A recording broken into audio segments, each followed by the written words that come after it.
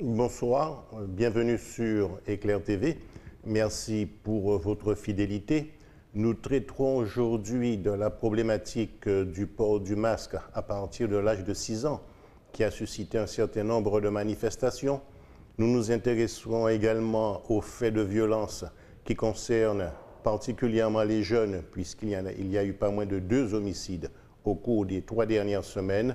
Enfin, sur le plan national, nous nous poserons la question pourquoi le gouvernement refuse de confiner Paris alors même que les taux d'incidence de la pandémie sont pour le moins inquiétants. Donc, passons au sujet concernant le port du masque. Les parents d'élèves, en tout cas une partie d'entre eux, se sont mobilisés soit à travers des opérations escargots, soit à travers le filtrage d'un certain nombre de barrages. Et pourtant, quand on fait l'analyse des données scientifiques, on constate qu'elles ne sont pas forcément défavorables au port du masque, j'y reviendrai tout à l'heure, alors même que certains parents, en tout cas, continuent à se mobiliser.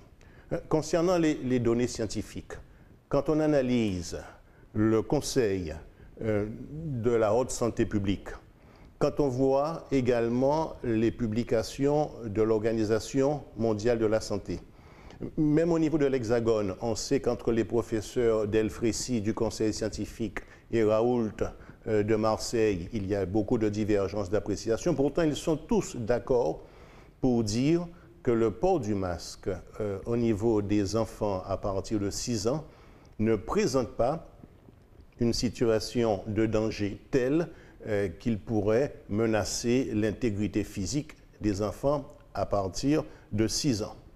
Donc, on ne peut pas s'appuyer sur des données scientifiques. Par contre, il est intéressant, à titre d'indicateur, de s'interroger sur les raisons pour lesquelles certains parents, qui ne sont pas la majorité, mais qui ne demeurent pas moins très actifs, pourquoi certains parents continuent à se mobiliser.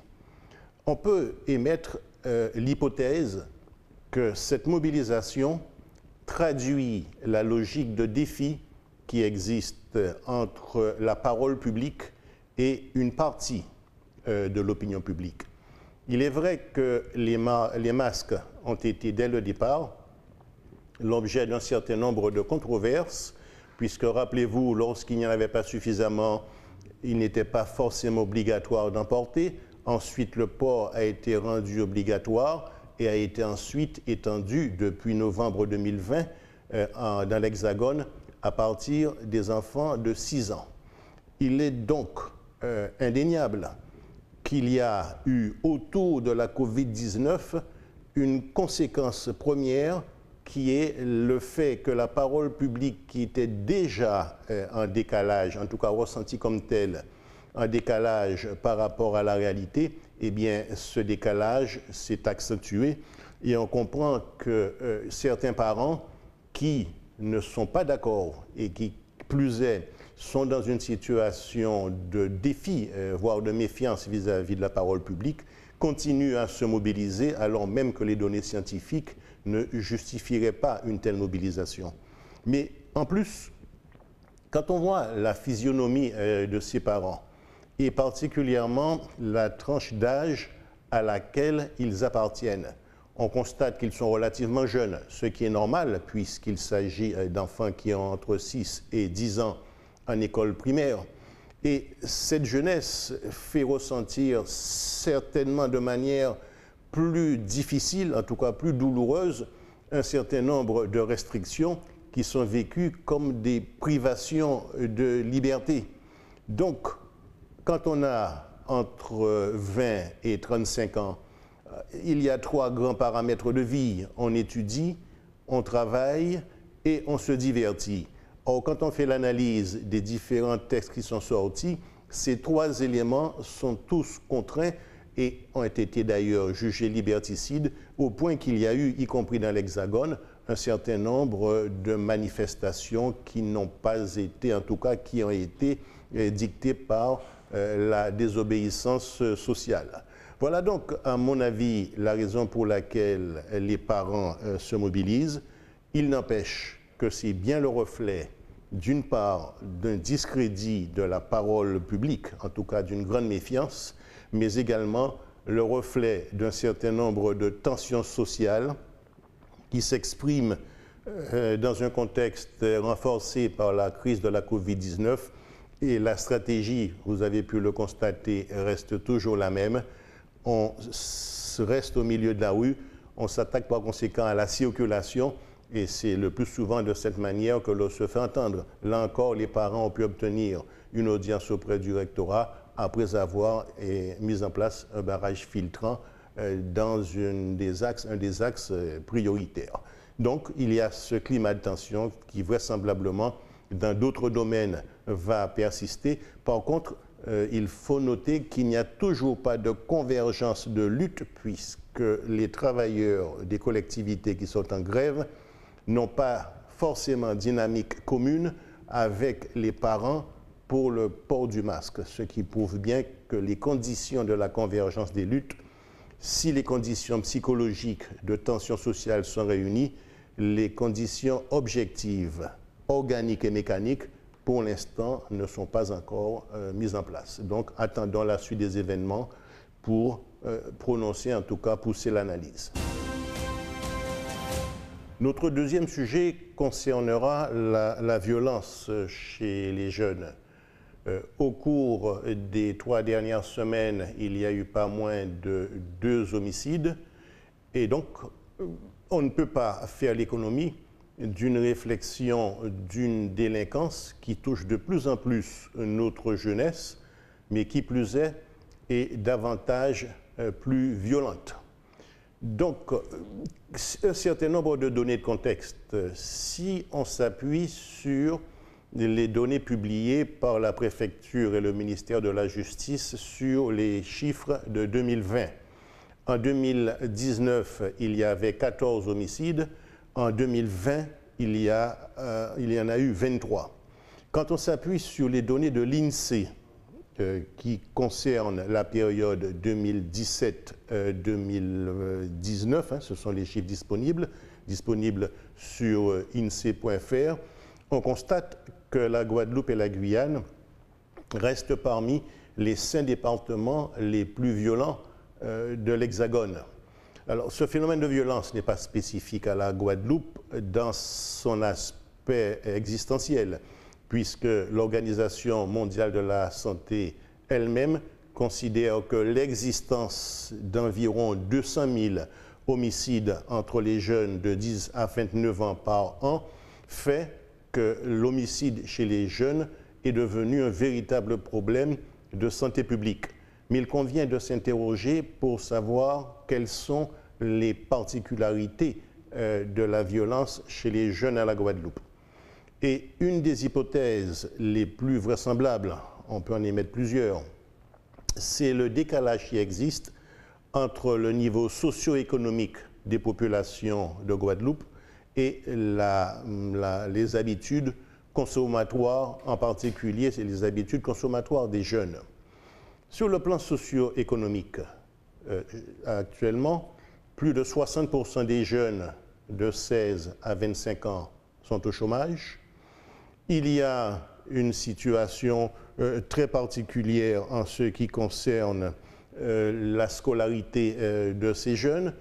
N'oublions pas que nous sommes dans un contexte où il y a de plus en plus de jeunes qui s'en vont, mais ceux qui restent sont ceux qui le plus souvent sont soit de familles modestes, ça se voit à l'université par le fait qu'une grande partie des étudiants qui restent à la Guadeloupe sont boursiers, mais également on constate qu'il y a actuellement près de 90 000 Guadeloupéens qui vivent du RSA et 138 000 vivent avec moins de 800 €, donc en deçà du seuil de pauvreté.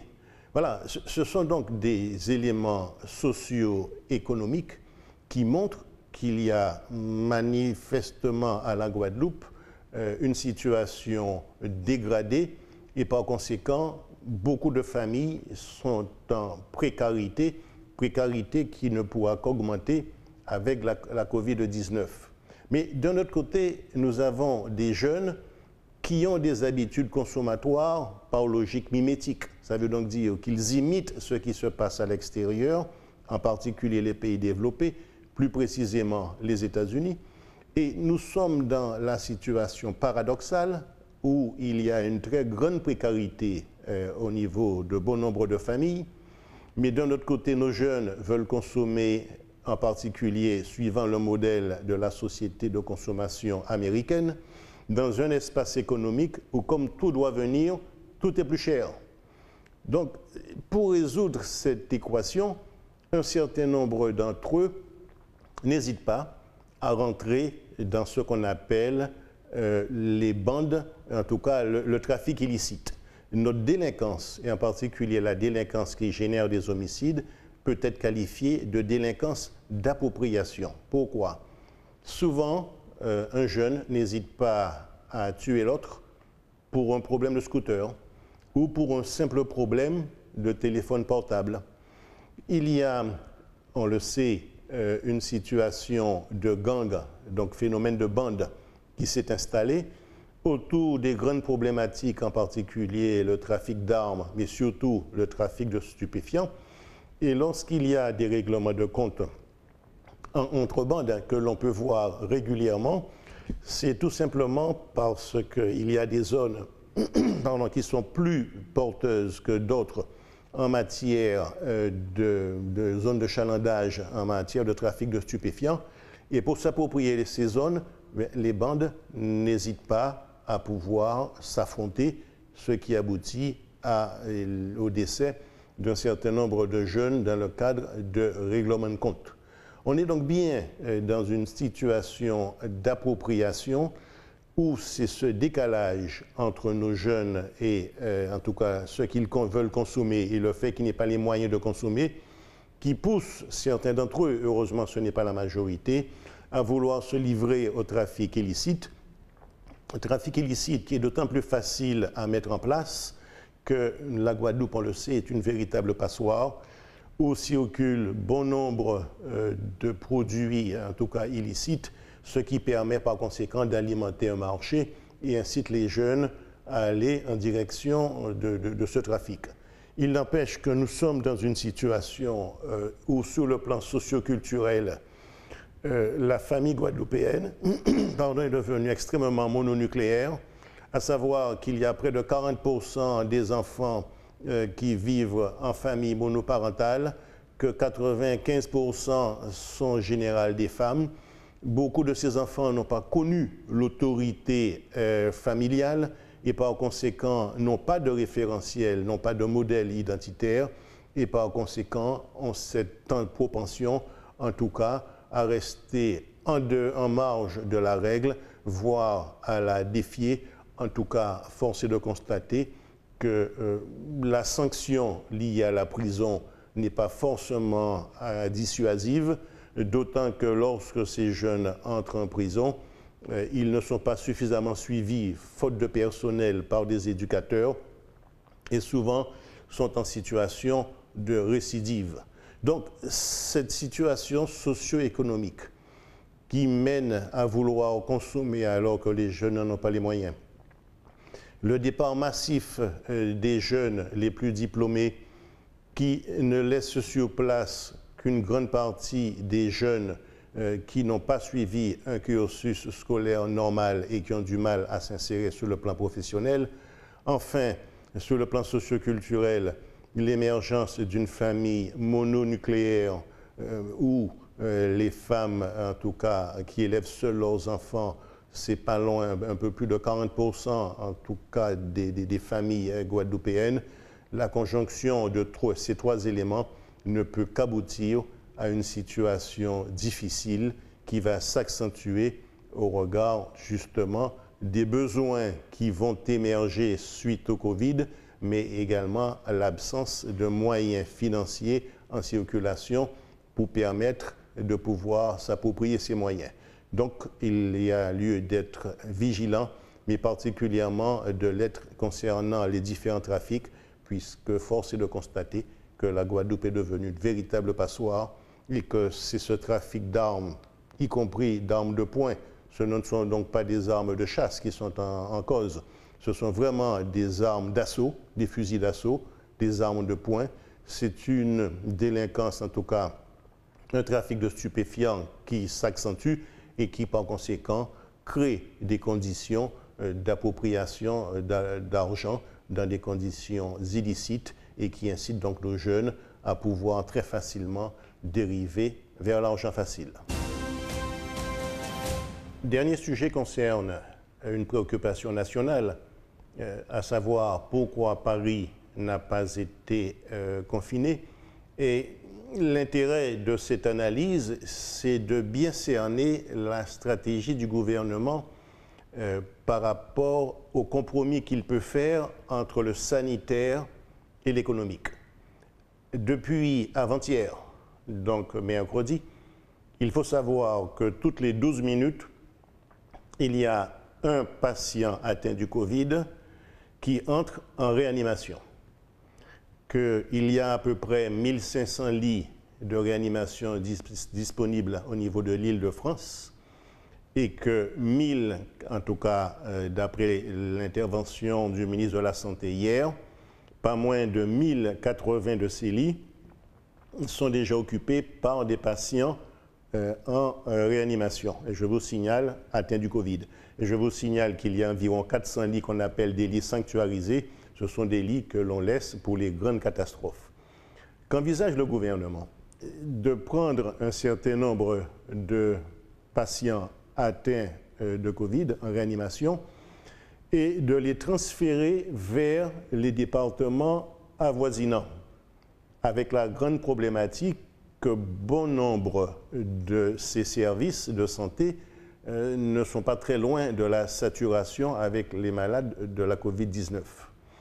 Par ailleurs, en Île-de-France, il a été demandé à ce que 40% des hospitalisations qui avaient été envisagées puissent être différées, ce qui n'est pas sans incidence sur la santé générale, puisque quand bien même il n'y avait pas d'urgence, si vous deviez, pour un cancer ou autre, vous engager dans un processus de suivi et que ce processus de suivi est différé, il est donc en conséquence indéniable qu'il y a un risque de surmortalité qui serait lié à la déprogrammation des interventions et des actes médicaux.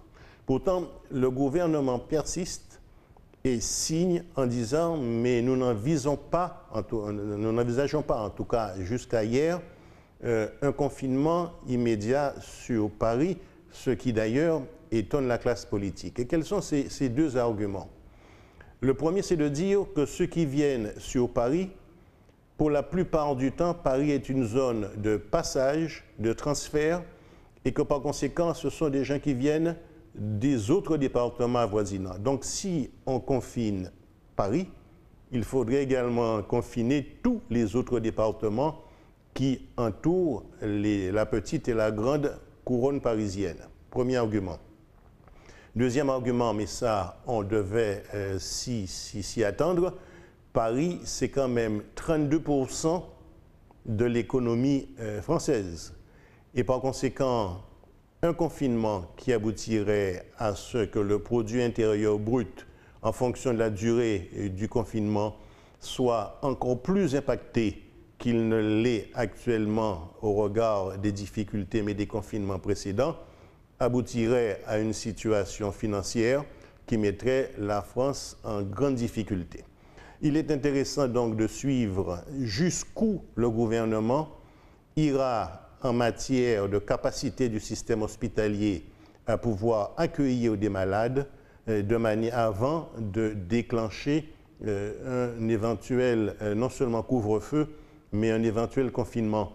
Nous sommes directement concernés puisqu'à la Guadeloupe, nous avons franchi le cap des 323 cas hebdomadaires, ce qui est bien au-delà de ce qu'on appelle le taux d'incidence tolérable par le système hospitalier. Et donc, voir, au regard de ce qui se passe au niveau national, quelle pourra être la conséquence et les mesures nouvelles restrictives que les autorités préfectorales et l'ARS seront amenées à prendre de manière à pouvoir freiner l'évolution du virus si celui-ci venait à augmenter et à devenir beaucoup plus dangereux. Merci, notre séquence d'analyse est terminée. Merci de votre fidélité et que la nuit vous soit douce avec Éclair TV. Bonne soirée.